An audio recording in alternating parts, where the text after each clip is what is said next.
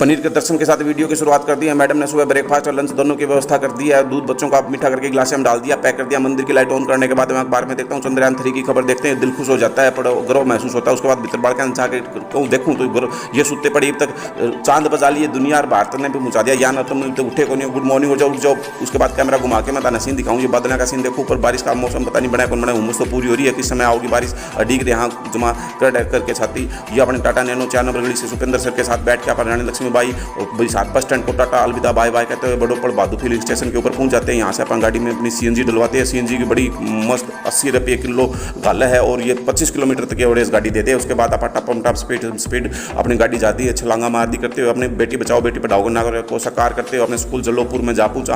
यहाँ आप अपने स्मार्ट क्लास के अंदर स्मार्ट स्कूल में पहुँच जाते हैं। उसके बाद बालक देखा सुबह सुबह अर्ली इन द मॉर्निंग इतना बढ़िया वेलकम करा, भगवान का रूप है बच्चे, लेकिन यार रोन क्यों लग रही है। पलक रानी बेटी है जो रोन लग रही थी, सब बात पूछी मैं भाई की बात है, इधर आ जा जल्दी से आ गया और बात बता क्यों रोन लग रही है। अभी बालका की बहाने बदले नहीं है, वो बहाने जो आप लगाया करते सुनो तो फिर इसका बहाना रखे क्या हो, हम अपनी फीलिंग लियो बचपन की। बताओ क्या चाहिए आपको?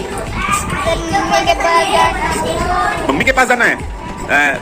पलक की मम्मी के पास कौन कौन बच्चा चलेगा? अभी खड़े होके बताओ। अच्छा पलक के घर पे कौन कौन खाना खा के आएगा? सब चलेंगे, चले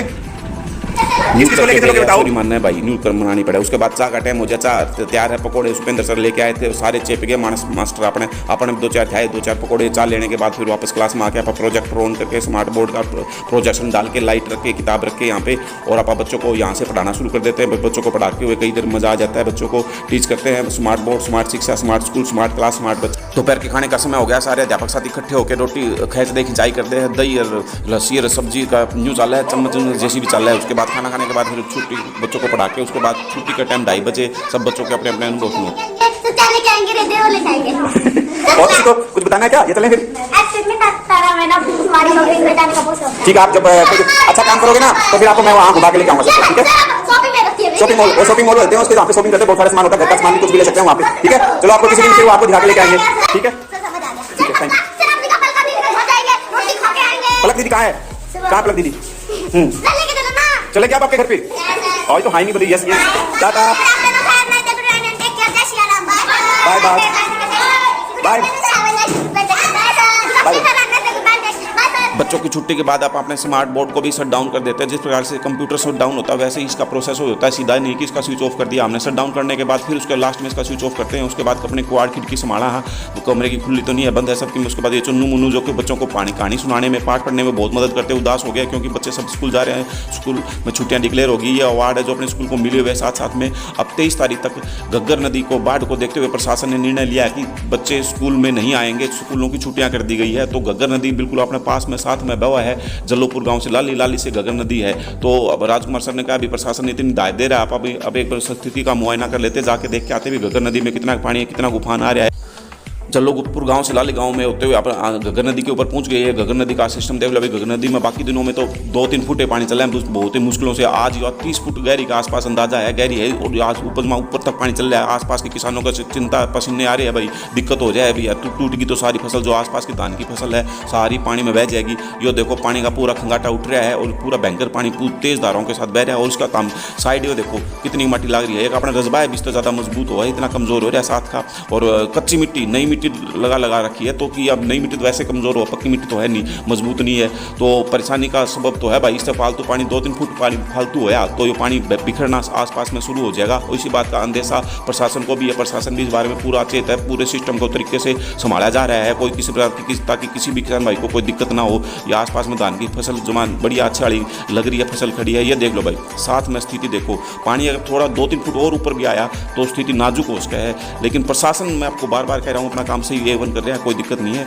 पानी नहीं बिखरने देंगे जहाँ तक पॉसिबिलिटी होगी। और जब भगवान का आ गया फिर किसी का नहीं चलता है सिस्टम, अगर हो जाए तो कुछ। ये देखो ये तट देख लो, इसका पानी कुकर चल रहा है, कटाव होने की पूरी संभावना है। अभी तक स्थिति कंट्रोल है, कोई दिक्कत नहीं है। ये 14 तारीख की तारीख है, 14 तारीख में हम दिन में स्कूल की छुट्टी, उसके बाद ये कुछ वीडियो साथ में तैयार करके लेके मैं घग्गर का सिस्टम तो देखा तो कितना के कुछ है। तो आज जाके देखा तो यहाँ पे पानी फुल फ्लैश चल रहा है, ऊपर तक का पानी का जमा तोड़ आ रहा है और पानी बह रहा है, पूरा तेज स्पीड से पानी आगे जा रहा है। घग्गर नदी है जो हरियाणा की जो नदियाँ हैं वो वैसे तो बाकी सीज़न में तो बिल्कुल सूखी रहती है, लेकिन इस समय मारकंडा होगी भाई, टांगरी नदी होगी, घग्गर नदी फुल फ्लैश चल रही है। हिमाचल में इतनी बारिश होगी, लगातार पानी इतना आ पड़ा है, इतना पानी पूरी साल बितानी नहीं होता, रिकॉर्ड तोड़ेगा हर चीज़ के।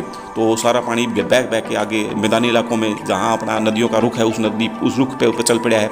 तो ये उसी का स्वरूप है जो दिल्ली में बाढ़ आ रही है, और हरियाणा में भी घग्गर नदी अपना पूरा फुल स्वरूप में जैसे चला करती नदी का जो रूप हुआ है वो रूप अपना इसने ले लिया है।